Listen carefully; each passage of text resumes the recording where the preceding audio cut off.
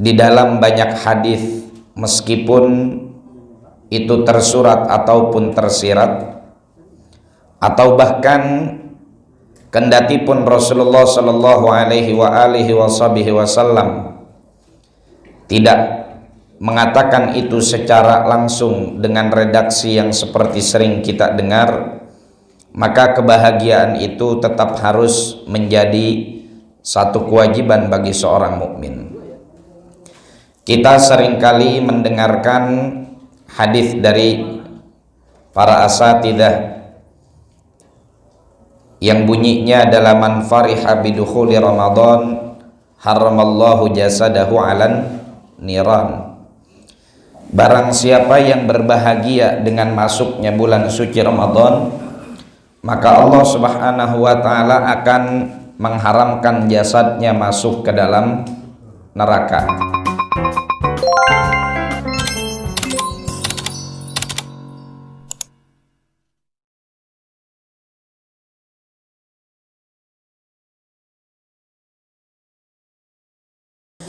Assalamualaikum warahmatullahi wabarakatuh. Alhamdulillah, wassalatu wassalamu ala sayyidina maulana Rasulillah wa ala alihi wa ashabihi wa man tabi'ahu wa nasarahu wa walaha, amma ba'dah.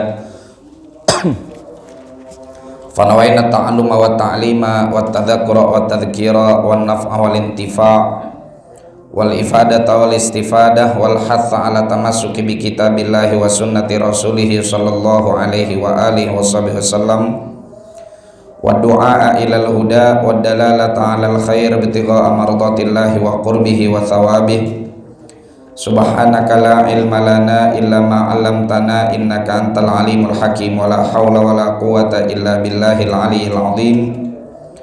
Allahumma inna na'udzubika min ilmin la yanfa', qalbin la yakhsha', wa nafsin la tashba', wa 'ainin la tadma', wa amalin la turfa', wa min du'ain la yustajabu laha birahmatika ya arhamar rahimin. Allahumma inna nas'aluka al-ilma ladunni wal mashraba as-safiyal hani ya wahhabu ya ghani. Allahumma la sahla illa ma ja'altahu sahla wa anta taj'alul hazana idza syi'ta sahla. Allahumma sahhil lana hifdzal ulum wa hab lana wasi'atil fuhum bi jahi nabiyikal ma'sum. Allahumma barik lana fima baqiya min syahri Sya'ban wa ballighna Ramadan wa inna 'ala shiyam wal qiyam wa tilawatil Qur'an. Waghfirna min jami'id dhunubi wal khataaya wa rijsi wal atham wa thabbit aqdamana 'ala sidqil mutaba'ah bi sayyidil aqwan Sayyidina Muhammadin sallallahu alaihi wa alihi wa sahbihi wasallam. Ahbaban al-fadil, jamaah sekalian kaum muslimin wal muslimat, as'adakumullah. Alhamdulillah, di penghujung bulan Sya'ban ini kita kembali dapat bersama-sama berkumpul melanjutkan mudzakarah kita pada al-ahaditsun nabawiyah, hadis-hadis baginda Nabi Muhammad sallallahu alaihi wa alihi wasallam, yang mana tentu saja ini merupakan satu upaya kita untuk mendapatkan bekal yang terbaik menuju akhirat, agar kelak kita jadi hamba-hamba Allah Subhanahu wa taala yang mendapatkan kemuliaan yang disebutkan dalam hadis baginda Nabi Muhammad sallallahu alaihi wa alihi wasallam, naddarallahu imra'an sami'a minna syai'an fa'addaha kama sami'aha farubba muballaghin aw amin sami'. Allah akan menjadikan wajah orang-orang yang mendengarkan dari kami ucapan-ucapan kami berseri-seri, fa'addaha kama sami'aha, dan kemudian ia menyampaikan apa yang ia dengar. Farubba muballaghin aw amin sami', berapa banyak orang yang tersampaikan lebih memahami daripada orang yang mendengarkan secara langsung. Taib jamaah sekalian yang dimuliakan oleh Allah, di awal bulan Ramadan kita akan disuguhkan beberapa hadis-hadis baginda Nabi Muhammad sallallahu alaihi wa alihi wasallam yang tentu saja hadis-hadis tersebut kita jadikan sebagai satu pedoman bagi kita. Yang kedua, menjadi bisyarah bagi kita sebagai kabar gembira untuk menambahkan semangat kita di dalam ibadah kepada Allah Subhanahu wa taala. Sebagai seorang mukmin, sudah seyogianya kita berbahagia dengan datangnya bulan suci Ramadan.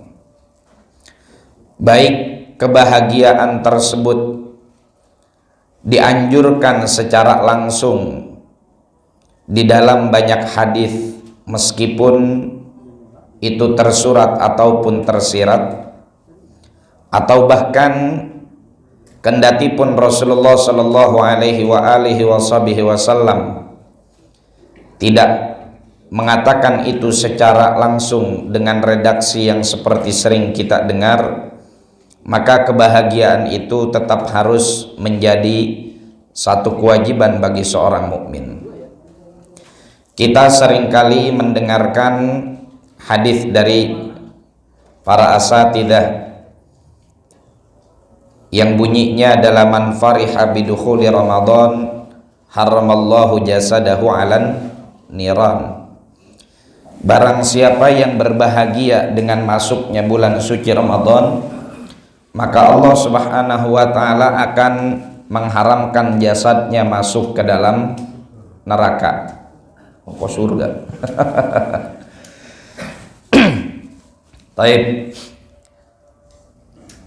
Dalam banyak studi hadis, banyak muhadditsin kontemporer atau muasirin yang menganggap atau memberikan nilai hadis ini sebagai bagian dari al-ahadits al-maudhu'ah, termasuk ke dalam hadis-hadis palsu. Karena riwayat dari hadis ini tidak ditemukan sanadnya sebagaimana dijelaskan oleh banyak para ahli hadis. Namun berbahagia dengan datangnya bulan suci Ramadan itu tidak mesti berpedomankan kepada hadis tersebut. Manakala kita mendapatkan sebuah penjelasan tentang suatu hadis yang mana nilai atau derajat dari hadis tersebut dinilai oleh para pakarnya sebagai hadis yang sangat dhaif dan atau dinilai sebagai hadis yang palsu, ya, dan kita harus membedakan antara hadis dhaif dengan hadis palsu. Kalau hadis dhaif itu masih Rasulullah yang mengucapkan, hanya saja ada beberapa standar kesahihan yang tidak terpenuhi. Kalau hadis palsu memang bukan Nabi yang mengucapkan.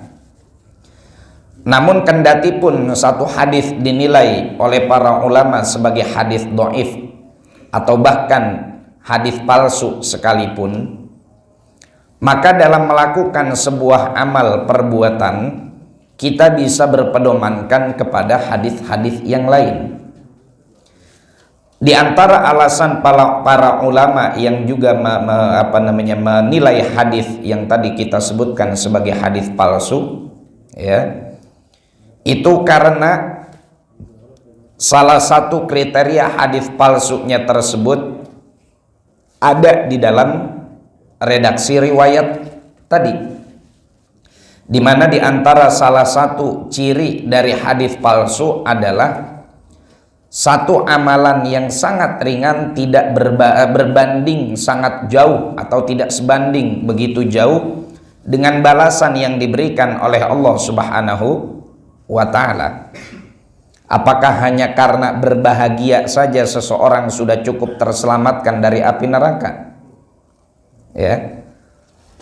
Sedangkan berbahagia dengan kelahiran baginda Nabi Muhammad sallallahu alaihi wasallam saja hanya sekedar teringankan dari siksa neraka. Ini diantara alasan para ulama. Taib. Lalu apakah dengan dinilainya riwayat ini sebagai bagian dari hadis palsu, kemudian menjadikan kita tidak berbahagia dengan datangnya bulan suci Ramadan? Tentu tidak. Kebahagiaan itu mesti tetap ada pada diri seorang mukmin. Apa alasannya? Sederhana. Karena banyak hadis-hadis yang lain, banyak riwayat-riwayat yang lain yang meskipun tidak secara tersirat menyatakan kita harus berbahagia, tapi paling tidak mafhumul kalam, ya, meskipun tidak tersurat, tapi paling tidak mafhumul kalam yang tersirat dari riwayat-riwayat tersebut menjadikan kita harus berbahagia. Saya beri contoh sederhana gini, ya. Kemarin kita nyari gas melon susah. Nyari gas melon susah. Kesel tuh kan kita. Lalu kita dikasih informasi, besok gas melon sudah bisa diecer lagi. Apakah ada rasa kebahagiaan di dalam hati kita? Mungkin bagi kita yang tidak mampu untuk membeli gas yang tidak bersubsidi, kemudian aksesnya bisa mudah lagi untuk kita bisa beli. Nggak harus ke agen yang jauh-jauh, cukup di warung yang ada di samping kita, kita bisa membelinya. Otomatis kita pasti akan berbahagia. Walaupun dalam berita tersebut nggak ada kalimat berbahagialah kalian wahai rakyat yang dapat subsidi, enggak kan? Tapi cukup dengan kita mendapatkan informasi bahwa besok gas melon sudah bisa dibeli lagi dengan harga standar dan di warung yang dekat dengan kita atau secara eceran, itu sudah cukup membuat kita menghilangkan rasa kesel kita, bahkan menjadikan kita orang yang berbahagia.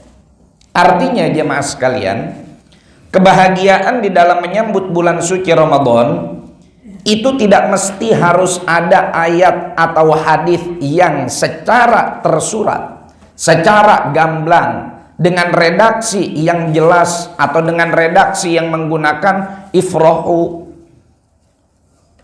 atau surru wujuhakum atau surru qulubakum, bahagiakan hati kalian, atau man sarrahu an yadkhulahu Ramadan.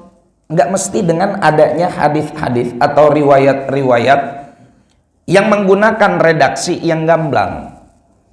Itulah kenapa para ulama di dalam disiplin ilmu usul, ya, selalu membahas ada yang namanya mantuk, ada yang namanya mafhum. Di dalam memahami suatu dalil, ada kalanya dalil itu disebutkan secara tersurat, ada kalanya dalil itu disebutkan secara tersirat. Sekarang kalau kita baca hadis-hadis baginda Nabi Shallallahu Alaihi Wasallam tentang bulan Ramadan, isinya semuanya bisyarah, isinya kabar gembira. Masa dengan kabar gembira tersebut kita nggak berbahagia? Terlalu naif saya rasa apabila kita mendapatkan satu kabar gembira dari Allah Subhanahu Wa Taala, kabar gembira dari baginda Nabi Muhammad Sallallahu Alaihi Wasallam, kemudian dengan kabar gembira tersebut hati kita anyep-anyep aja, ya. Hati kita biasa-biasa aja, hati kita nggak ada ekspresi kebahagiaan sama sekali. Yang seharusnya ekspresi kebahagiaan tersebut terpancar ke seluruh anggota tubuh kita, ya.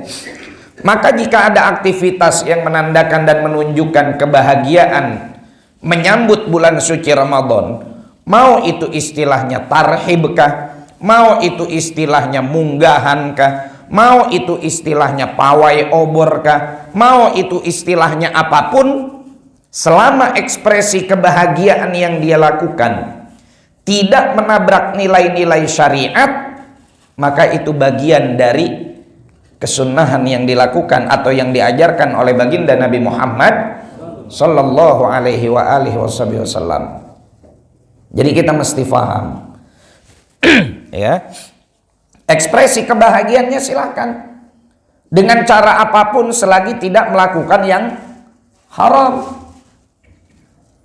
Kecuali kita mengekspresikan kebahagiaan kita mau datang bulan suci Ramadan, dangdutan dulu yuk, mumpung belum besok bulan puasa. Ya. Nih nyawer sampai jam 2 atau lenongan dulu. Ini sudah menabrak nilai-nilai syariat. Tapi kalau kita keliling kampung, menambahkan syiar, ya, ngapain pakai bawa obor? Itu sesembahan majusi. Ngapain bawa-bawa obor? Itu sesembahan kaum majusi.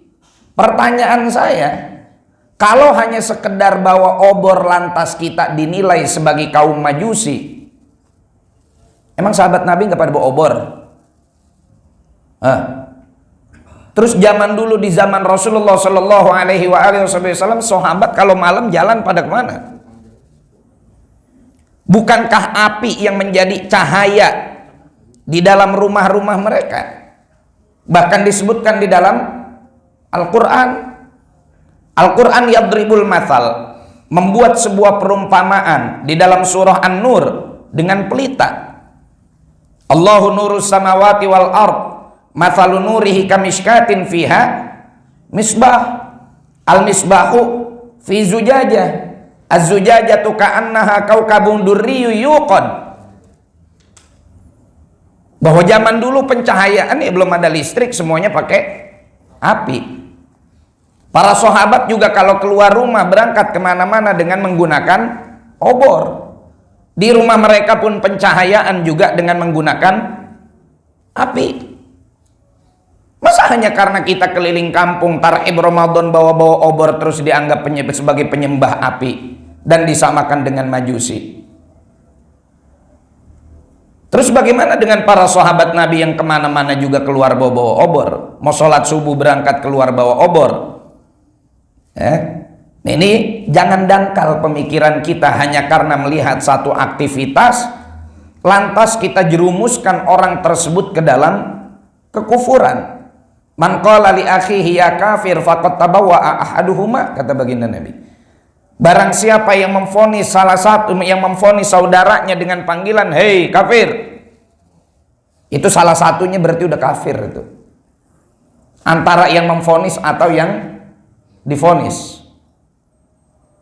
Tapi umumnya bisa jadi justru yang memvonis malah yang berbuat kekufuran. Jadi kita mesti arif dan bijaksana dalam melihat sebuah aktivitas yang bersandarkan kepada dalil, yang bersandarkan kepada tuntunan baginda Nabi Muhammad Sallallahu Alaihi Wasallam, baik itu secara tersurat ataupun secara tersirat. Kecuali kalau memang udah benar-benar tuh obornya dipejeng, dijajar-jajarin terus semuanya pada yakin meyakini bahwa obor itulah sebagai Tuhannya, ya itu baru majusi. Lah kalau orang bawa obor hanya sekedar untuk mensyiarkan, obor sekarang minyak tanahnya susah, pakainya lampu ya, yang harganya 15.000, diceklek nyala kayak obor tuh, ya kan? Karena mungkin mau ngisi minyak tanahnya nggak ada, mau ngisi pertaletnya jadi pertamax atau apa terbalik? Pertamanya jadi pertalet, ya. Pertamax adalah pertalet yang nggak antri, ya. Jadi itu jamaah sekalian. Sekarang apa hukumnya orang keluar jalan-jalan bawa obor? Apa hukumnya? Nggak ada hukum, nggak ada hukum. Artinya nggak ada hukum apa? Ya mubah. Nanti status hukum dia hanya sekedar li'arid. Apa itu hukum li'arid? Satu hukum yang menghinggapi satu aktivitas yang disebabkan oleh faktor eksternal, ya, oleh faktor eksternal. Sekarang Bapak saya tanya, Bapak kemana-mana bawa sejadah, apa hukumnya? Apa hukumnya kemana-mana bawa sejadah? Nggak ada hukum kan? Taib, kalau sejadahnya boleh nyolong, baru haram. Ini namanya hukum li'arid, karena faktor eksternal. Ya. Jadi kebahagiaan menyambut bulan suci Ramadan silahkan Anda lakukan dengan cara pawai keliling kampung. Orang mau jalan keliling kampung, apa hukumnya? Nggak ada hukum. Orang mau jalan kok. Sekarang yang kayak gini dipermasalahin. Giliran yang orang udah jelas-jelas melakukan kemaksiatan dibiarin. Kecuali kalau di dalamnya ada hal-hal yang melanggar norma agama, maka mesti kita wanti-wanti. Dan ini sudah menjadi satu kewajiban bagi panitia. Ya, dipisah jalan yang laki dengan yang perempuan. Jangan dibiarkan ada ikhtilat, ada percampuran. Atau kemudian juga di situ ada hal-hal yang tidak sesuai dengan tuntunan syariat, ya, mempertontonkan aurat dan lain-lain sebagainya. Nah, ini yang mesti diingatkan. Tapi secara umum, kebahagiaan menyambut bulan suci Ramadan dengan segala aktivitas yang memang aktivitas tersebut tidak tertaut dan tidak terkait dengan hukum, maka dipersilahkan. Tinggal nanti hukumnya berbeda-beda sesuai dengan case-nya, tergantung dengan kasusnya masing-masing, tergantung dengan ta'athirnya masing-masing, pengaruhnya masing-masing. Taib, ala kulli hal, jemaah sekalian, kebahagiaan menyambut bulan suci Ramadan jika tidak disyiarkan, maka lama-lama rasa yang ada pada umat ini terhadap aktivitas keagamaannya akan meredup. Dan ini sebetulnya yang diinginkan oleh musuh-musuh Allah. Ya. Dan ini sebetulnya yang diinginkan oleh musuh-musuh Allah. Seringkali dakwah atau mengajak kepada pemurnian tauhid justru menjauhkan orang itu daripada tauhid itu sendiri. Justru menjauhkan orang itu daripada tauhid itu sendiri. Coba sekali-kali Bapak buka survei, ya, berapa banyak orang yang ateis di negara-negara Teluk? Berapa banyak orang yang ateis di negara-negara Timur Tengah? Umur 17 tahun gak bisa baca Fatihah walaupun pakai gamis. Kenapa? Karena agama yang mereka dapatkan itu ajarannya adalah dikit-dikit kufur, dikit-dikit kafir. Ini sama aja dengan dengan liberal, cuma berkedokan baju gamis. Itu doang.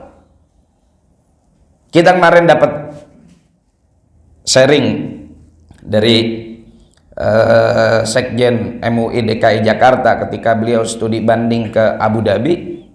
Di sana Masya Allah, imamnya bahkan orang kampung kita. Ditanya, ente di sini tugas gaji gede, selain ngimamin disuruh ngapain aja? Enggak, udah ngimamin doang. Ngimamin sholat 5 waktu, gajinya hampir 20 juta. Gajinya hampir 20 juta. Di kampung kita kalau masjid gajinya imam segitu, berebut jadi imam. Iya enggak? Bisa main kampanye-kampanyean. Oh, jangan dia imamnya, suaranya nggak enak. Jangan dia imamnya, madnya kurang panjang. Jangan dia imamnya, tasdidnya kurang medok. Ya, saling menjatuhkan. Tapi ente nggak ngajar yang lain. Waduh, di sini nggak boleh ngajar. Khutbah Jumat pun harus serempak dari negara. Dan kita di sini nggak boleh ngajar di dalam masjid. Ya. Ngajar orang-orang Arab juga nggak bisa. Kecuali di madrasah yang resmi. Dan kita tahu sendiri bagaimana negara-negara Teluk sekarang orientasinya terhadap dunia sangat luar biasa.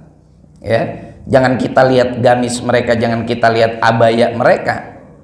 Lihat, coba tanya, faham apa enggak terhadap agama. Salah satu penyebabnya kenapa mereka banyak yang menjadi ateis atau bahkan tidak mau melaksanakan ajaran Islam, yaitu karena dikit-dikit kafir, dikit-dikit haram, dikit-dikit bid'ah. Dan ini sesuatu yang real, suatu yang nyata.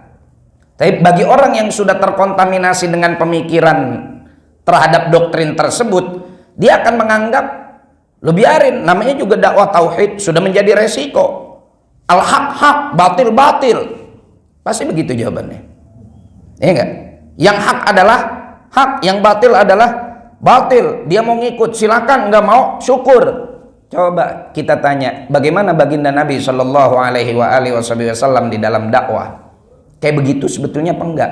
Benar Nabi mendakwahkan tauhid, tapi tauhid yang diajarkan oleh baginda Nabi Muhammad Shallallahu Alaihi Wasallam bukan untuk mengeluarkan orang yang sudah Islam menjadi kafir, tapi bagaimana semaksimal mungkin menyampaikan hidayah agar orang yang kufur menjadi muslim. Ya, kita zaman sekarang disuguhkan dengan tayangan-tayangan atau ajaran-ajaran yang bahkan la ilaha illallah mengeluarkan seseorang dari keislaman. Padahal kita diajarkan untuk mengeluarkan la ilaha illallah dari kekufuran. Ya.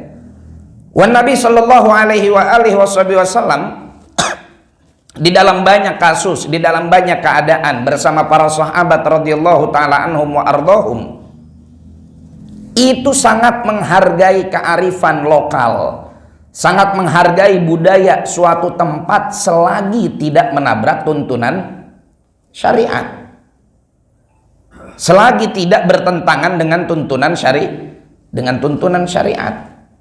Oleh karena itu jamaah sekalian, hal ini perlu untuk kita sampaikan agar kita jangan gampang memvonis, ya, agar kita jangan gampang memvonis. Dulu kita katanya ya pakaian yang paling sunnah, yang paling afdol adalah pakaian yang demikian. Tapi pada akhirnya ketika butuh dakwah di Indonesia sekarang, dai-nya juga pada pakai batik juga kan, pada pakai peci hitam juga kan. Kemana gamis ente kemarin? Kemana peci putih ente kemarin? Kemana pakaian ala Arab ente kemarin? Kenapa sekarang ketika dakwah Anda merasa dipersempit, pada akhirnya juga melebur dengan budaya kita? Ya, jadi segala apapun yang terkait dengan ekspresi kebahagiaan tetap harus sesuai dengan dhawabit syariah, harus sesuai dengan tuntunan baginda Nabi Muhammad sallallahu alaihi wasallam. Nanti pelaksanaannya bisa dilakukan secara fleksibel, ya, bisa dilakukan secara fleksibel. Jangan dikit-dikit orang bawa api dianggap majusi, orang bawa api dianggap majusi. Kalau orang bawa semua yang serba berapi dianggap majusi, besok ente makan pakai kompor listrik deh masaknya deh, ya, biar kagak pakai ada kompor gas yang keluar di situ api. Masa hanya gara-gara ada api terus dianggap sebagai majusi. Taib. Memang Rasulullah ngajarin kita buat pawai obor. Emang Rasulullah ngajarin kita buat mengekspresikan kebahagiaan dengan demikian. Emang Rasulullah Shallallahu Alaihi Wasallam ngajarin kita untuk keliling kampung tarhib Ramadan. Rasulullah ngajarin nggak? Kalau Rasulullah nggak ngajarin berarti nggak boleh.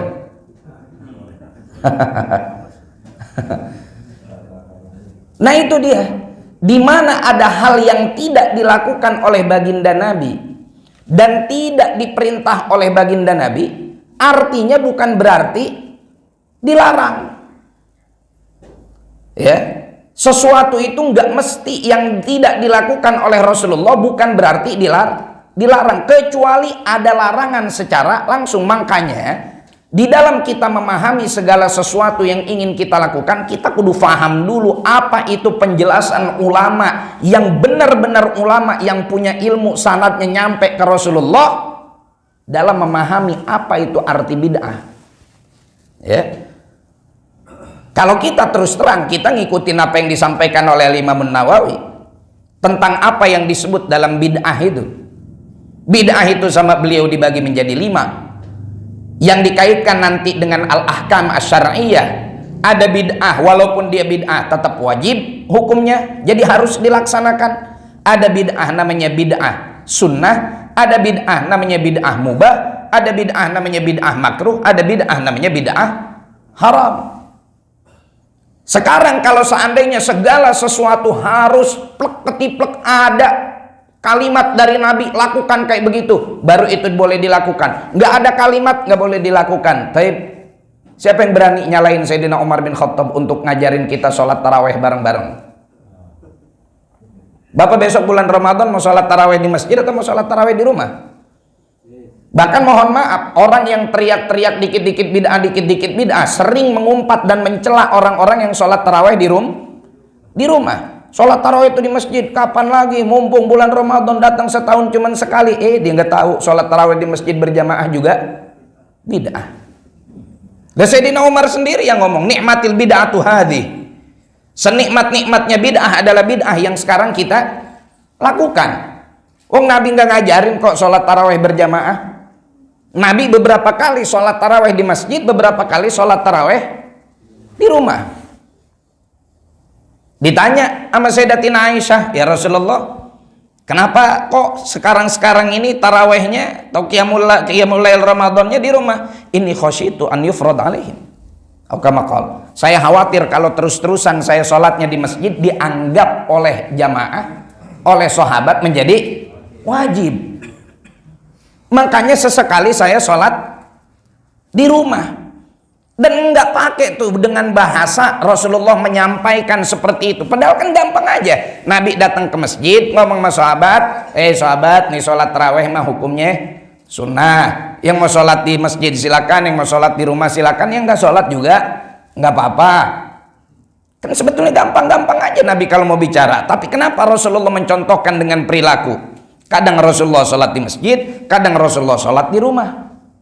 Biar kita faham bahwa di dalam istimbat hukum itu mencari mana yang wajib, mana yang sunnah, mana yang mubah, mana yang makruh, mana yang haram, tidak selalu dalil itu dengan tekstual. Ya.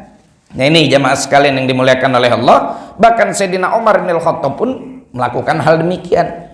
Sayyidina Abu Bakar kurang apa dirongrong oleh para sahabat, kalau bahasa kitanya diajok-ajok terus untuk mengumpulkan Al-Quran menjadi satu mushaf. Jangan terpecah-pecah, jangan terpisah-pisah.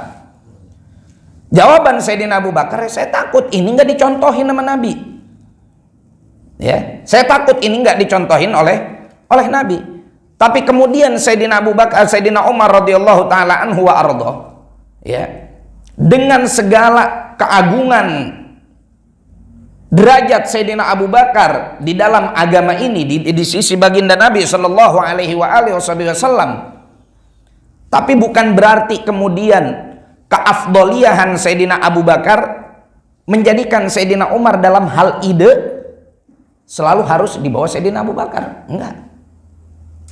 Kecemerlangan sebuah ide itu datang dari siapa aja. Yujad fil mafdul ma la yujad fil fadil. Kalau bahasa masyayikh kita, guru-guru kita, ada ikan yang ada di sungai yang kagak ada di laut. Di laut dengan luasnya, dengan kekayaan ikannya, dengan keanekaragaman hayatinya, ada nggak ikan gabus? Nggak ada. Ada nggak ikan sepat? Nggak ada. Nggak ada ikan betik, nggak ada gancolan. Ya. Taib. Oleh karena itu jamaah sekalian yang dimuliakan oleh Allah, kebahagiaan yang kita ekspresikan saat ini merupakan salah satu cara kita untuk menanamkan nilai-nilai syiar. Ya. Dulu juga kan Nabi waktu hijrah dari Mekah ke Madinah, emang para sahabiat yang ada di kota Madinah yang nyambut Rasulullah dengan dufuf, dengan ketimpring, emang mereka minta izin dulu sama Nabi? Kali gitu ada panitia datang dulu ke Rasulullah, ya Rasulullah nanti kalau udah hijrah maunya disambut pakai apa?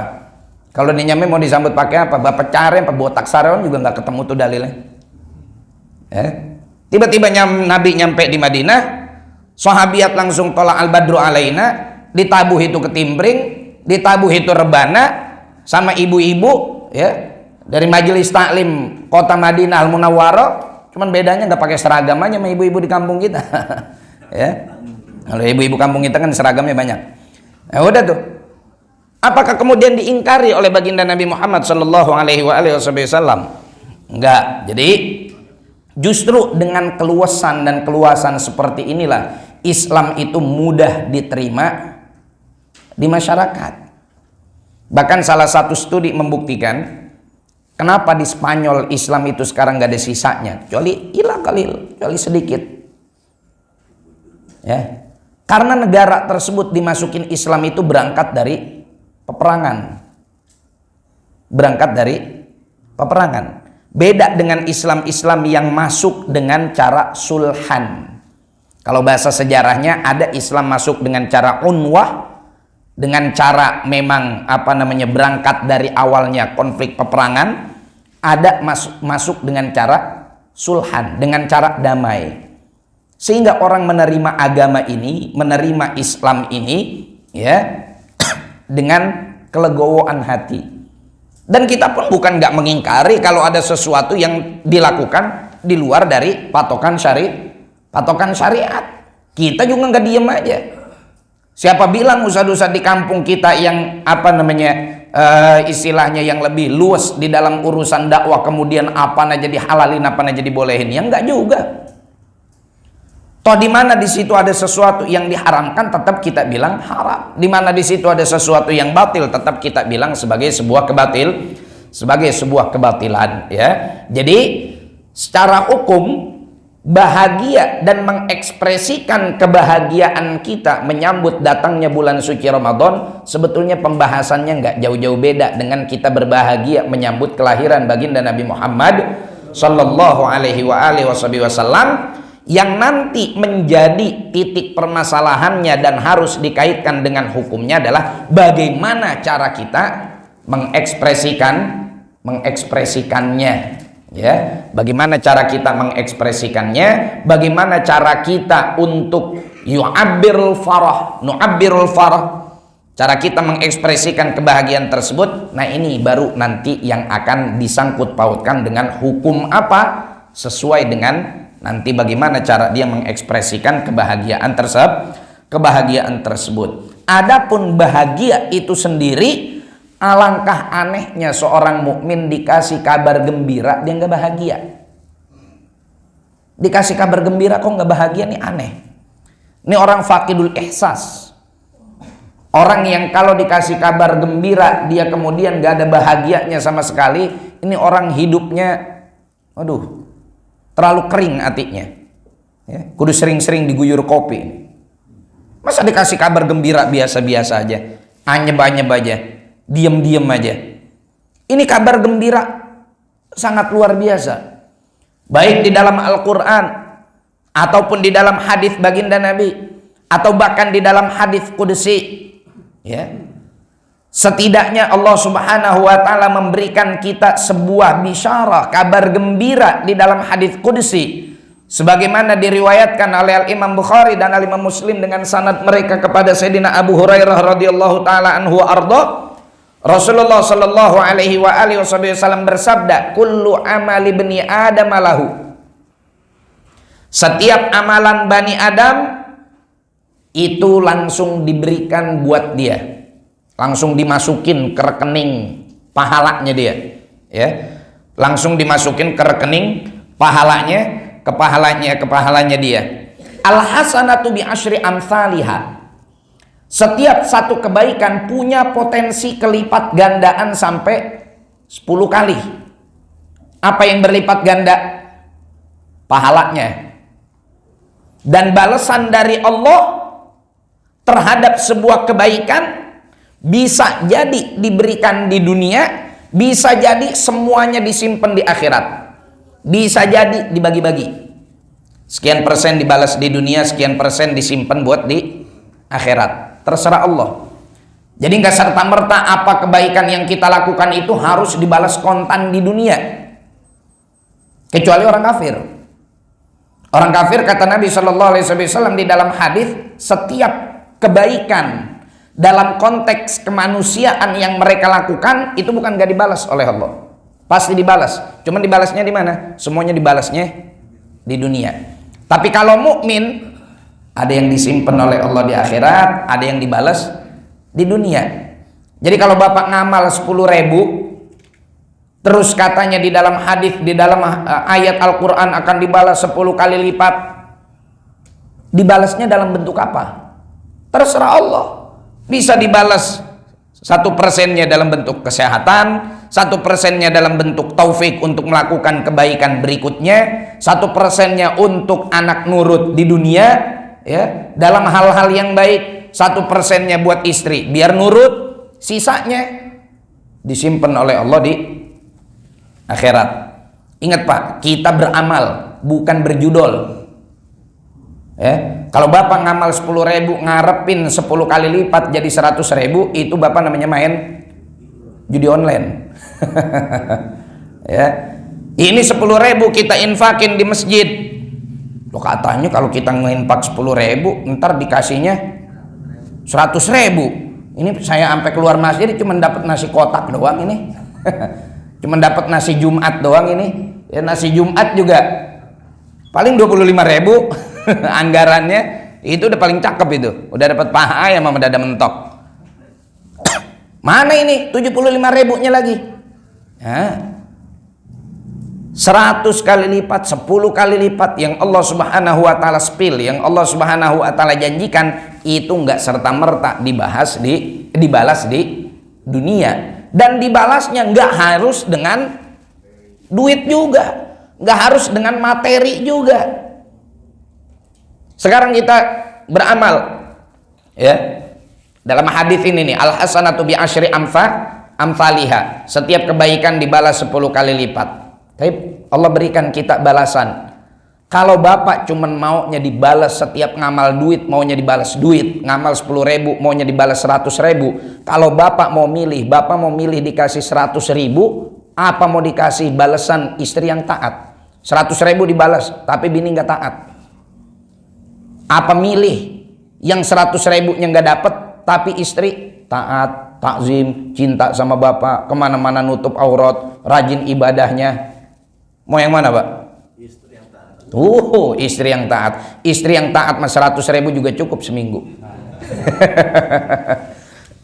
Ya, kata ibu-ibu, beda Pak Ustadz antara taat sama belanja mah nggak ada kaitannya sama taat-taat, ya. Jadi wal hasanatu bi asyri amsalihha ila 700 dhi'fin, sampai 700 kali lipat. Itu semua adalah anugerah yang Allah Subhanahu wa taala akan berikan kepada hamba-hambanya yang melakukan setiap kebaikan. Ada yang kemudian disimpan langsung masuk ke rekening hamba-hambanya, ya. Ada yang Allah Subhanahu wa taala balas secara langsung. Qala Allah taala. Kemudian Nabi bilang, Allah Subhanahu wa taala berfirman, illas siyam, kecuali puasa, fa innahu li, karena sesungguhnya puasa itu adalah urusanku, wa ana ajzi bihi, dan aku yang langsung akan membalasnya. Apa maksudnya? Kata para ulama, kalau untuk urusan puasa ini, ya, itu pahalanya Allah Subhanahu wa taala simpen. Mungkin kalau bahasa kitanya didepositokan lah, ya, untuk nanti Allah Subhanahu wa taala lipat gandakan, bahkan lebih dari 700 kali lipat. Dan itu urusanku. Makanya semua amal itu, atau hampir keseluruhan amal ibadah, itu Allah spill balasannya, pahalanya, untuk tetap tujuannya untuk ngasih kita targhib, memberi kita motivasi. Seperti pahala baca Al-Quran, seperti pahala sholat berjamaah, itu kan dikasih takaran-takarannya tuh, kita dikasih tahu tuh, sholat berjamaah pahalanya 27 derajat lebih banyak daripada sholat sendiri. Kita baca Quran pahalanya satu kebaikan setiap satu huruf dan lain-lain sebagainya. Tapi kalau puasa nggak di-spill oleh Allah, berapa pelipatan gandanya, berapa mudha'afahnya, berapa tad'ifnya, berapa kelipatannya, fa innahu li wa ana ajzi bihi, dan ini semuanya Allah Subhanahu wa taala siapkan untuk hamba-hambanya, ya, yang mana apa yang Allah Subhanahu wa taala simpan tersebut ini sudah cukup menjadi satu bisyarah, menjadi satu kabar gembira dari Allah, dari Rasulullah Shallallahu alaihi wasallam buat kita, sehingga kita tidak punya alasan lagi untuk berbahagia, ya. Wallahu a'lam bishawab. terakhir kata baginda Nabi, lis-shaimi farhatan, bagi orang yang berpuasa punya dua kebahagiaan, farhatun indal iftar wa farhatun inda liqa'i rabbih. Buat orang yang berpuasa ada dua kebahagiaan. Satu kebahagiaan lagi berbuka, saking bahagianya muadzin belum Allahu Akbar baru suara bedug, korma udah nyampe di tenggorokan. Sah apa enggak? Ya kalau udah masuk waktu maghrib ya sah-sah aja. Bapak nggak dengar adzan juga kalau udah masuk waktu maghrib ya sah untuk berbuka. Patokannya itu bukan kumandang adzan, patokannya itu adalah waktu. Waktunya mulainya dari masuknya waktu subuh, berakhirnya dengan masuknya waktu maghrib. Bapak denger nggak denger suara adzan, kalau memang udah waktu subuh ya udah jangan makan ya. Bapak udah denger Bapak denger nggak denger adzan maghrib, kalau memang sudah masuk waktu maghrib, udah terbenam matahari secara sempurna, berarti udah boleh berbuka. Artinya mataharinya terbenam secara sempurna itu memang bentuk mataharinya sudah nggak kelihatan kalau kita lihat di Syatiul Bahr ya, di pesisir pantai. Lain halnya kalau masih ada sisaan cahaya-cahayanya, kan seringkali matahari itu dia udah terbenam tapi masih ada kilauan-kilauan cahayanya. Wallahu a'lam bishawab.